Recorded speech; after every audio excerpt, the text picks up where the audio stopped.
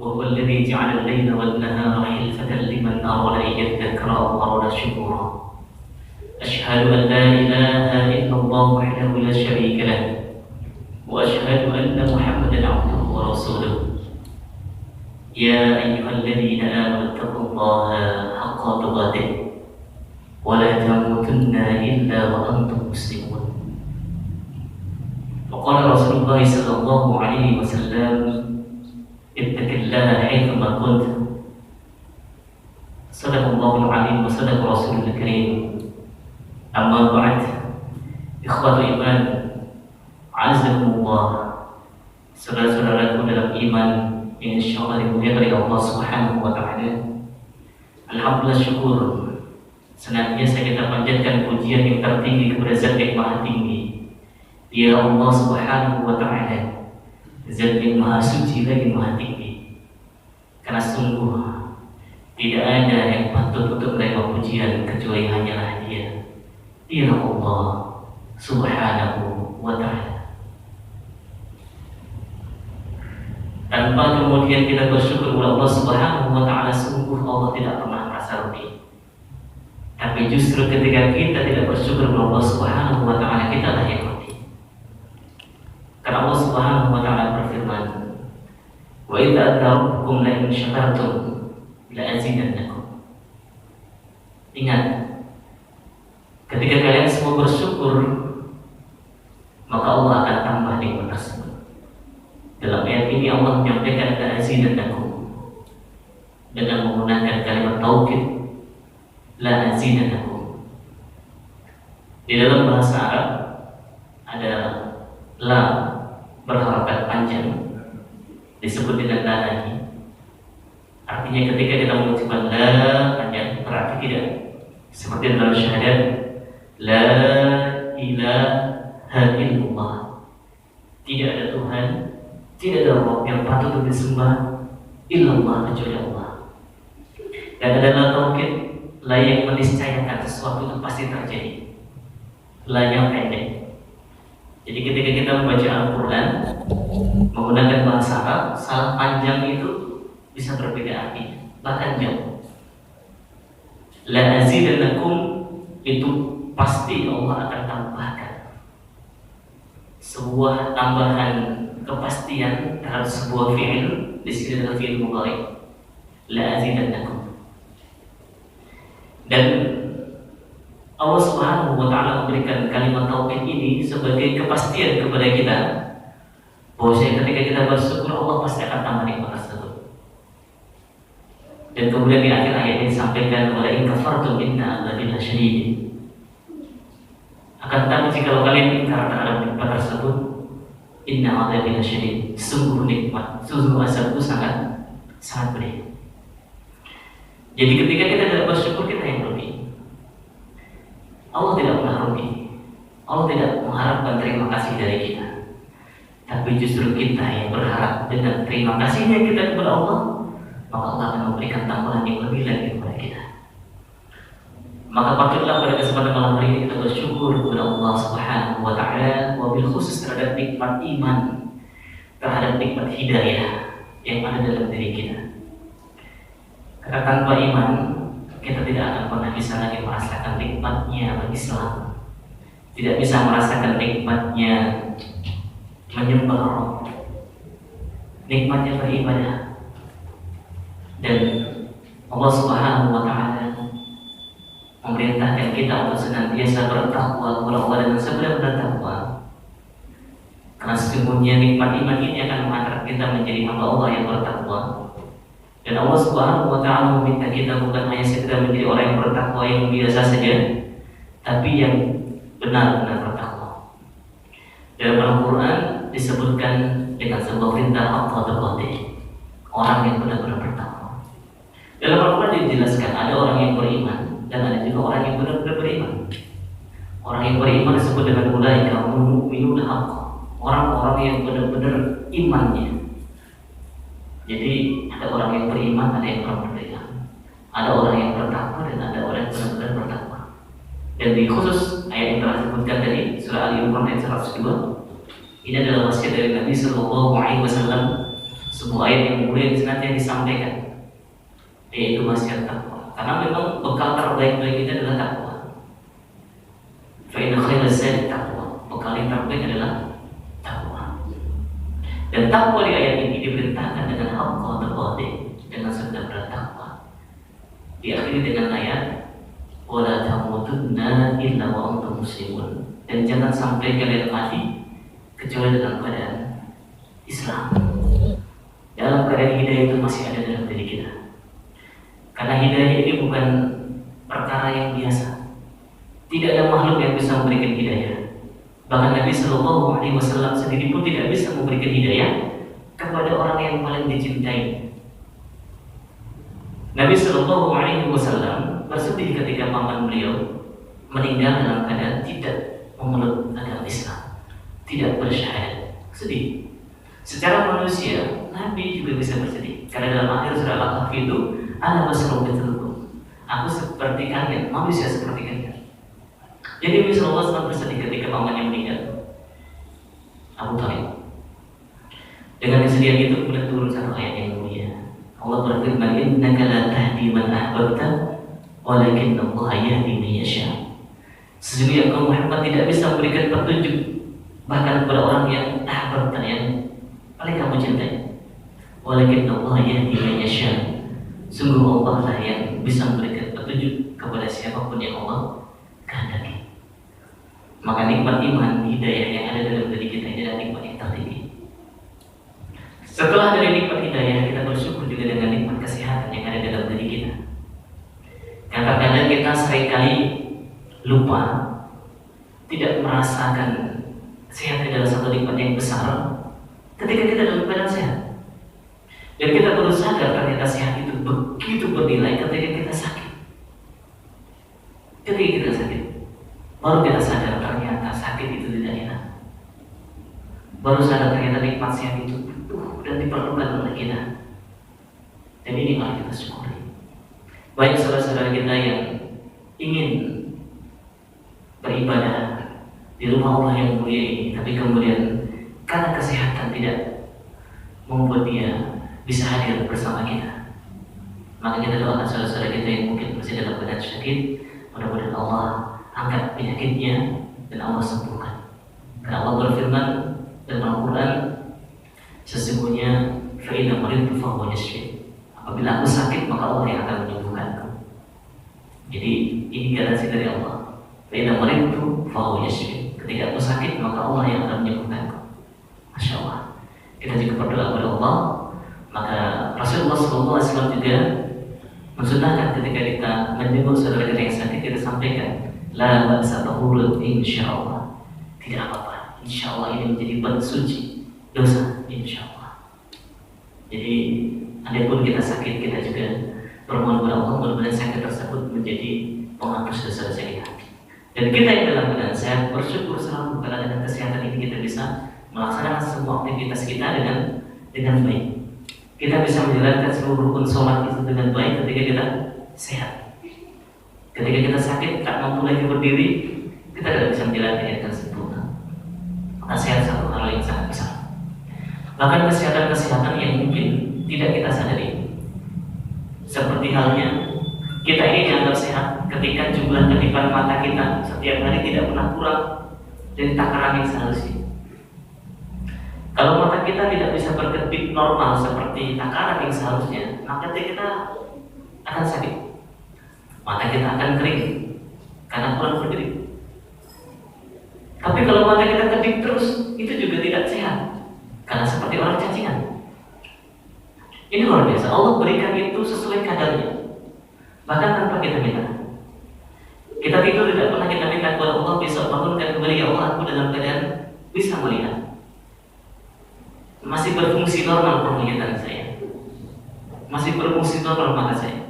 Kita tidak pernah minta secara langsung. Kita tidak pernah tahu bahkan berapa jumlah cc air ludah kita yang kita butuhkan setiap hari.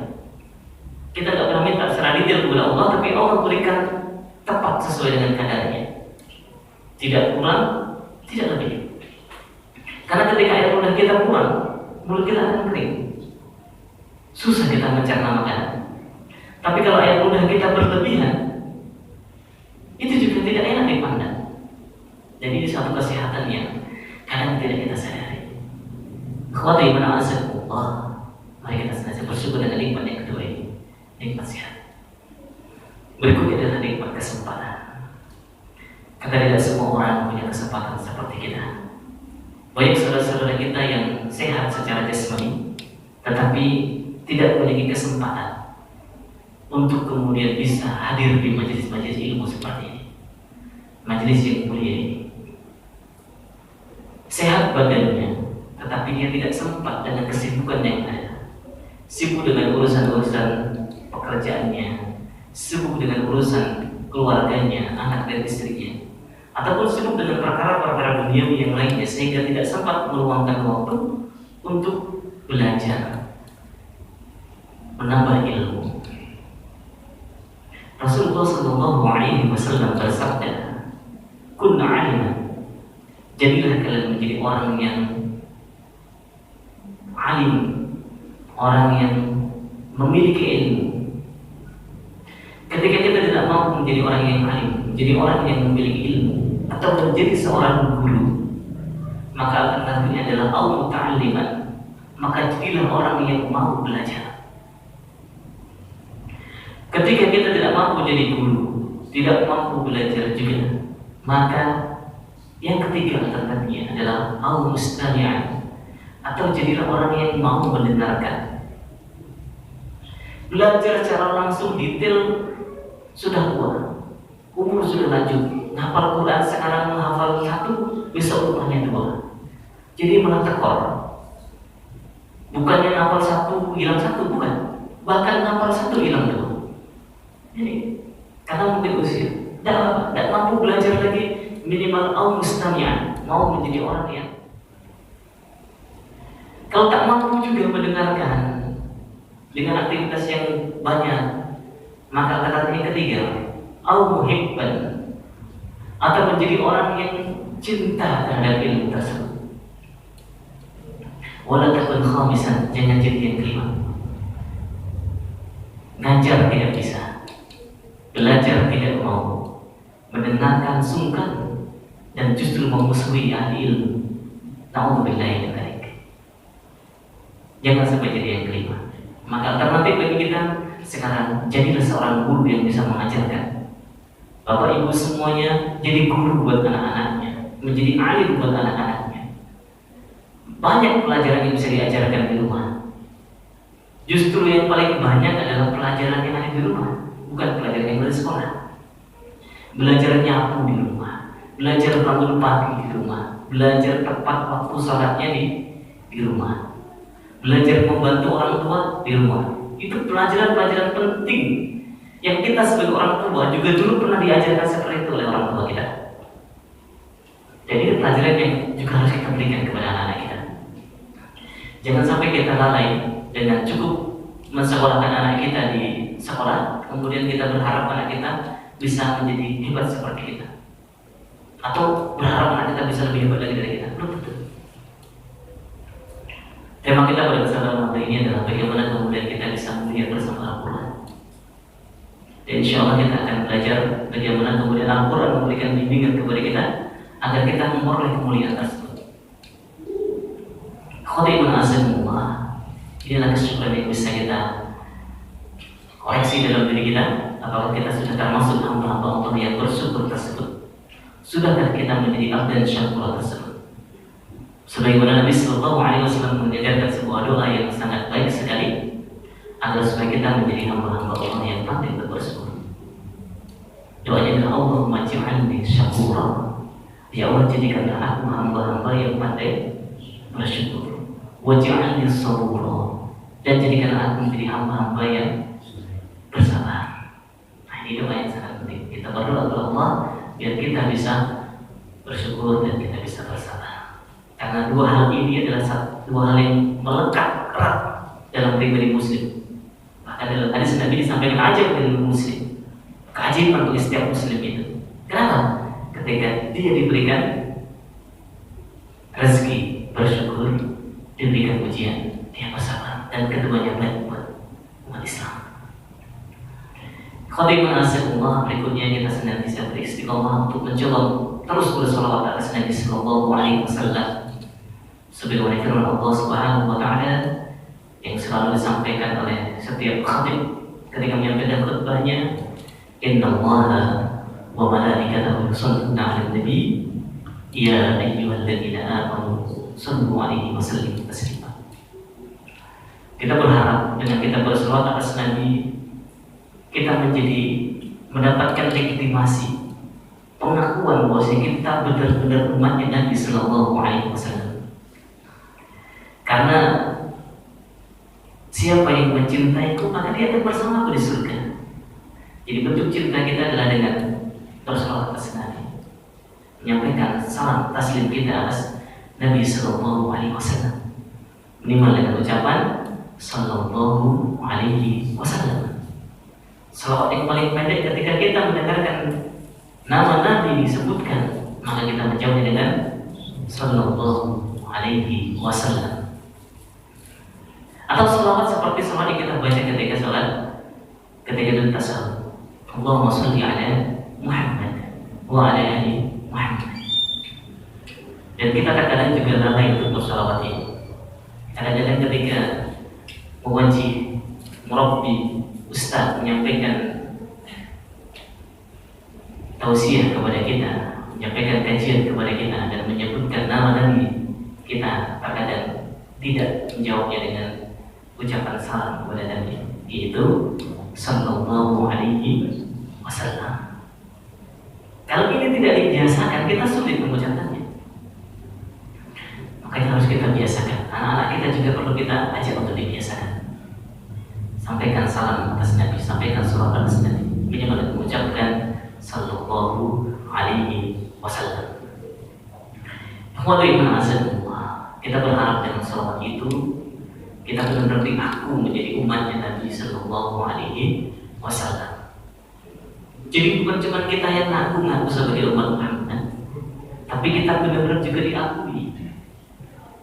Banyak di antara manusia itu ngaku kenal dengan manusia yang lain, tapi padahal manusia yang dianggapnya kenal belum tentu kenal dengan dia.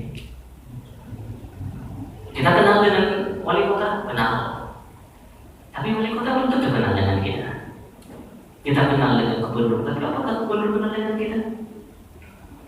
Begitu kita juga harus melihat, kita mengaku sebagai umat Nabi Sallallahu Alaihi Wasallam. Apakah Nabi mengaku kita sebagai umatnya? Ikhwati iman, jangan cuma sekedar mengaku secara lisan, tapi harus kita aplikasikan dalam kehidupan kita sehari-hari. Kalau kita mengaku sebagai umat Muhammad Sallallahu Alaihi Wasallam, maka ayo kita ikuti semua yang telah dicontohkan oleh beliau, khususnya dalam hal ibadah dan umumnya dalam hal muamalah. Ibadah kita kepada Allah Subhanahu Wa Taala ikuti sebagaimana Nabi Sallallahu Alaihi Wasallam mengajarkan kepada kita. Muamalah kita berhubungan sosial dengan antara sesama manusia, ikuti bagaimana Nabi bermuamalah dengan sesama manusia. Hablum minallah, hablum minannas. Kita sudah diajarkan semua. Inilah kesempurnaan Islam. Semua yang telah diajarkan, dari konsep ruh sampai dengan konsep muamalah, semua sudah diajarkan dalam Islam. Khadiman asyikullah, alhamdulillah syukur pada syukur dan salat kita Nabi Sallallahu Alaihi Wasallam. Mari kita melihat bagaimana Allah Subhanahu Wa Taala memberikan bimbingan kepada kita agar kita bisa mulia bersama dengan Al-Quran. Ketika Nabi Sallallahu Alaihi Wasallam telah bersabda dalam banyak hadisnya tentang keutamaan kita ketika kita bersama dengan Al-Quran, Allah Subhanahu Wa Taala juga menjelaskan dalam firman-Nya yang mulia bahwa Al-Quran ini memiliki banyak sekali tujuan, banyak sekali makna, banyak sekali hikmah yang bisa kita pelajari Al-Quran. Semisal Al-Quran sebagai minhajul hayat, tentunya Al-Quran sebagai pedoman hidup kita. Wabil khusus pada kesempatan hari ini, mari kita lihat bagaimana Al-Quran itu menjadi petunjuk bagi kita. Al-Quran ini menjadi petunjuk khususnya kepada orang yang bertakwa, dan Al-Quran juga menjadi petunjuk umumnya kepada keseluruhan manusia. Jadi Al-Quran ini bukan sekedar jadi petunjuk buat kita yang beriman dan bertakwa, Tapi bahkan Al-Quran juga bisa menjadi petunjuk bagi mereka yang tidak beriman kepada Allah. Bagaimana firman Allah? Yang pertama dalam Al-Quran surah Al-Baqarah di awal-awal ayat, yaitu di ayat yang kedua. Allah berfirman, "Dzalikal kitab la raiba fihi hudan lil muttaqin." Al-Quran ini adalah satu kitab yang tidak ada keraguan di dalamnya. Dan Al-Quran ini hudan lil muttaqin. Al-Quran ini menjadi petunjuk bagi mereka yang bertakwa. Allah Subhanahu wa Ta'ala menyeru kita untuk bertakwa itu banyak dalam Al-Quran. Dan ada dua ayat dalam Al-Quran yang Allah menyebutkan kalimat takwanya itu dua kali. Memerintahkan untuk bertakwa sebanyak dua kali. Jadi kalau tadi kita dengar ada perintah Allah untuk kita bertakwa dan sedang bertakwa, aku terbalik. Ada lagi perintah yang lain, semisal Allah berfirman di surah Al-Ahzab itu, "Ya ayyuhalladzina amanu taqullaha wa qulu qawlan sadida." Wahai orang-orang yang beriman, bertakwalah kalian kepada Allah dan berkatalah dengan perkataan yang baik. Tapi ada dalam satu ayat perintah bertakwanya dua kali. Di surat yang lain itu, yang populer sekali ayat ini, sering dibaca oleh imam, ya, yaitu ya ayyuhalladzina amanu taqullaha wal tanzur ma qaddamat lighad. Surah Al-Hasyr itu. Wahai orang-orang yang beriman, bertakwalah kalian wal tanzur nafsun ma qaddamat lighad, dan perhatikanlah setiap jiwa itu memperhatikan apa-apa yang kalian perbuat untuk persiapan hari esoknya. Lihat lanjutan ayatnya. Ya ayyuhalladzina amanu taqullaha wal tanzur nafsun ma qaddamat lighad wattaqullaha innallaha khabirum bima ta'malun. Diulang lagi perintah bertakwanya. Sesungguhnya Allah itu mengetahui terhadap apapun yang kalian sembunyikan, mengetahui sedalam-dalam pengetahuan Allah itu. Khabirum bima ta'malun, mengetahui bahkan apa yang tidak kalian ketahui. Kita ini rambut kita jumlahnya berapa aja nggak tahu. Allah tadi sudah dibahas di muka. Berapa kadar air ludah yang kita butuhkan tidak tahu. Tapi berikan tepat. Ya, berapa kali kita kedip sehari? Tidak tahu. Allah tahu. Luar biasa. Satu lagi adalah di surah An-Nisa, di ayat yang pertama. Di awal surah An-Nisa itu, ini sering juga dibacakan oleh khatib. Hanya saja bedanya, kalau di surat Al-Hasyr, surat Al-Ahzab, surah Al-Imran, itu yang disuruh adalah orang yang beriman. Sedangkan di surat An-Nisa yang disuruh adalah manusia secara umum. Jadi kalau disebut manusia berarti secara keseluruhan, yang beriman ataupun yang tidak beriman semuanya dipanggil oleh Allah. Tapi kalau ada panggilan ya ayyuhalladzina amanu, berarti panggilan bagi manusia yang beriman saja. Panggilan khusus. Panggilan khusus. Makanya ketika Allah menyeru dengan panggilan umum manusia, itu ibadahnya juga umum. Seperti ayat 21 Al-Qur'an itu. Ya ayyuhan nasu taqu rabbakum alladzi khalaqakum wal ladzina min qablikum la'allakum tattaqun. Wahai manusia, sembahlah Rabb kalian yang telah menciptakan kalian dan orang-orang sebelum kalian agar kalian bertakwa. Kita disuruh menyembah Allah, suruh beribadah kepada Allah. Ibadahnya apa? Tidak disebutkan. Tapi ketika Allah menyeru dengan lebih khusus, ya ayyuhalladzina amanu, misal dalam surat Al-Baqarah 183, populer ketika bulan Ramadan, ya ayyuhalladzina amanu kutiba 'alaikumusiyam kama kutiba 'alal ladzina min qablikum la'allakum tattaqun. Orang yang beriman diperintahkan oleh Allah untuk beribadah, ibadahnya khusus, spesial. Ibadahnya yaitu shaum di bulan Ramadan. Tujuannya sama, la'allakum tattaqun, agar supaya menjadi orang yang bertakwa. Nah, di surah An-Nisa yang pertama ini kita seru sebagai keumuman manusia. Ya ayyuhan nasu taqu rabbakum alladzi khalaqakum min nafsin wahidah wa khalaqa minha zawjaha wa batha minhuma rijalan katsiran wa nisaa wa taqullaha alladzi tasaaluna bihi wal arham. Diulang lagi perintah takwa, wattaqullaha alladzi tasaaluna bihi wal arham. Nah, dua ayat ini Allah menyertakannya dua kali. Ya, arti seruan ini spesial. Jadi banyak sekali dalam Al-Quran itu ayat-ayat yang sama atau mirip, yang artinya ketika dia diulang itu menunjukkan sebuah kekhususan, kespesialan sebuah perintah ataupun informasi. Misal, ketika Allah Subhanahu wa Ta'ala bertanya di dalam Al-Quran surat Al-Rahman, terulang banyak sekali itu dalam surat Al-Rahman, kan? Bagaimana Allah berfirman, "Fabi'ayyi aalaa'i rabbikuma tukadziban?"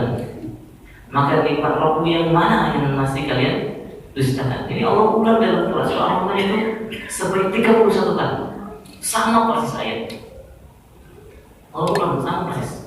Dari ayat ke-13, kemudian 16, diulang lagi ke ayat 18, diulang lagi ayat 21, 23, 25, ulang lagi ayat 28, 30 dan seterusnya. Semuanya ada 31 kali sampai yang terakhir ada di ayat ke-77. Ketika Allah bertanya, ini berarti sesuatu yang sangat penting sekali. Ya, kenapa? Bisa jadi karena memang manusia ini seringkali lalai, seringkali mengabaikan nikmat tersebut. Bagaimana tidak? Sudah difasilitasi dengan tempat yang nyaman, masjid yang bagus, karpetnya lembut, suasananya sejuk dengan AC yang sudah terpasang.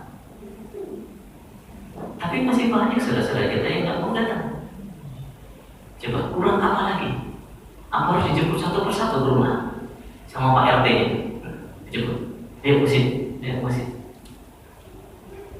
Karena memang manusia banyak sekali yang lalai dengan banyak yang nikmat yang Allah berikan. Ini termasuk perintah takwa. Artinya perintah takwa ini satu perintah yang sungguh-sungguh. Ya. Kita sering mendengarkan perintah takwa, tapi kadang-kadang kita tidak paham gimana untuk jadi orang yang takwa itu. Padahal benefit ataupun untuk menjadi orang yang bertakwa ini sangat besar. Kalau di surah Tolak itu, "Wamayyatikillah yaj'al lahu makhraja." Siapa yang bertakwa kepada Allah akan berikan jalan keluar dari setiap kesulitannya. Bahkan ditambah lagi dengan Allah akan berikan dia rezeki min haitsu la yahtasib. Berikan rezeki dari arah yang tidak disangka, sangat luar biasa. Ya. Dan yang pertama, Al-Quran itu menjadi petunjuk bagi mereka yang bertakwa. Maka ketika kita bertakwa, setiap kali kita membuka Al-Quran, kita akan mendapatkan hidayah,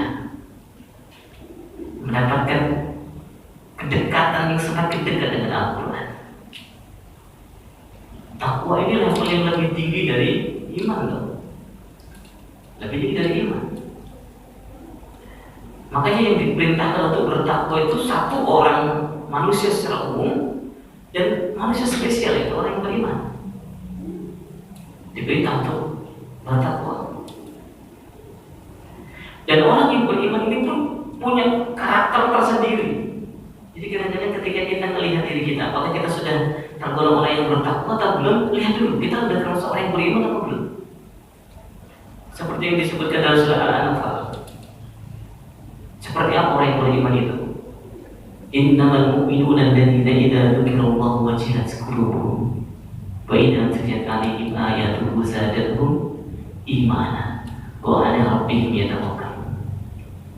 Orang-orang yang beriman itu adalah mereka yang apabila diingatkan dengan kebesaran asma Allah bergetar hatinya. Coba bukanlah risih mendengar Al-Quran. Ada 3 orang Al-Quran risih. Kalau kita iman saja masih belum, kayaknya masih jauh dari takwa. Jadi kalau kemudian kita masih mendapatkan kesulitan dan belum dapat jalan keluar, mungkin kita kurang takwa. Bagaimana takwa? Iman juga masih belum kuat. Atau jangan-jangan kitanya sebagai hamba aja masih belum cocok. Iya. Takwa di bawahnya iman, di bawahnya lagi adalah orang yang ngaku sebagai hamba. Yang ngaku sebagai hamba, kita sering, ya Allah, akulah hambamu, begitu. Kira-kira cocok nggak kita ngaku sebagai hamba? Kita lihat dalam Al-Quran, surah Al-Furqan itu Allah jelaskan seperti apa kriteria seorang hamba. Ya. Jadi seperti apa hamba itu? Seperti apa hamba Allah yang Maha Pengasih lagi, Maha Penyayang itu? Allah berfirman, wa ibadur rahmanil ladzina yamshuna 'alal ardi haunan. Yang disebut sebagai hamba Allah yang Maha Pengasih itu adalah mereka yang berjalan di muka bumi dengan rendah hati. Rendah hati, mafhum muwafaqahnya, tidak sombong. Kalau kita ngaku hamba, itu kita rendah hati, tidak sombong. Ngaku hamba, mengucapkan Allahu Akbar ketika sholat, tapi merasa dirinya besar. Ini artinya disebut hamba aja masih belum pantas. Ini dijelaskan nih dari surah Al-Furqan di akhir, di halaman terakhir surah Al-Furqan ini. Ya, dari mulai ayat wa ibadur rahmanil ladzina yamshuna 'alal ardi haunan. Lanjutannya wa idza khatabahumul jahiluna qalu salama. Dan apabila mereka bertemu dengan orang-orang yang jahil, mereka tetap menebar keselamatan. Orang jahil itu orang-orang yang bodoh, tidak paham dengan ilmu. Dan apa? Mereka yang tidak paham terkadang mencela. Nah, Imam Ghazali itu nyebut dalam Ihya Ulumuddin itu, orang-orang jahil itu hanya akan berkata dengan kejahilannya. Gitu. Jadi kalau ada orang yang ngata-ngatain itu biasanya karena dia nggak paham. Nggak paham. Ada yang orang itu karena nggak paham. Nggak apa-apa. Kita tetap membawa keselamatan atas mereka. Itulah hamba. Jadi begitu kita dibenci dengan tetangga mungkin karena jenggotnya tumbuh terlalu panjang, nggak apa-apa. Ya. Kita syukurin aja, alhamdulillah. Diingatkan kalau jenggot saya sudah mulai panjang, alhamdulillah. Dibilang soalim gitu kan, ngaji setiap hari gitu, kayak nggak ada kerjaan lain aja. Ya karena memang mereka jahil, tidak tahu manfaat dari majelis ilmu. Tidak apa. Jangan kemudian kita jauhin, jangan kemudian kita musuhin. Tetap mohon bersama. Kita tetap menebar keselamatan atas mereka. Katanya, masya Allah, barakallahu fikum. Jadi kita bicara hamba ini aja nanti bisa bab tersendiri Ustaz. Hamba di surah Al-Furqan sampai yang terakhir itu adalah seorang hamba itu walladzina yaquluna rabbana hab lana min azwajina wa dhurriyyatina qurrata a'yun waj'alna lil muttaqina imama. Mereka yang selalu berkata, berdoa kepada Allah, Rabbana hab lana min azwajina, ya Allah berikan kepada kami dari istri-istri kami, wa dhurriyyatina, dan anak-anak kami, gitu kan, qurrata a'yun, yang indah dalam pandangan mata kami, waj'alna lil muttaqina imama, dan jadikanlah kami ya Allah menjadi pemimpin bagi orang-orang yang bertakwa. Panjang sekali, insyaallah Allah akan memuliakan kita selagi kita terus bersama dengan Al-Quran. Karena Al-Quran adalah kalamullah. Al-Quran adalah kalimat-kalimat Allah, perkataan Allah. Jadi ketika kita membacakan Al-Quran, sesungguhnya kita sedang mengulang kembali firman-firman Allah. Luar biasa. Kita dapat kesempatan mengulang kalimat Allah. Kita dapat kesempatan mengulang kalimat Presiden, itu sudah hebat. Kita dapat kesempatan mengulang kalimat Allah. Dan Rasulullah SAW bersabda di akhir kajian kita adalah khairukum man ta'allama al-Qur'ana wa 'allama. Sebaik-baik kalian semua adalah yang belajar Al-Quran dan mengajarkan Al-Quran. Jadi terus mari kita belajar, dan setelah kita belajar mencoba kita pahami, kita amalkan, dan kemudian kita ajarkan juga kepada saudara-saudara kita yang lainnya. Barakallahu fikum, astaghfirullahaladzim wa lakum, aqulu qouli hadza, wassalamualaikum warahmatullahi wabarakatuh.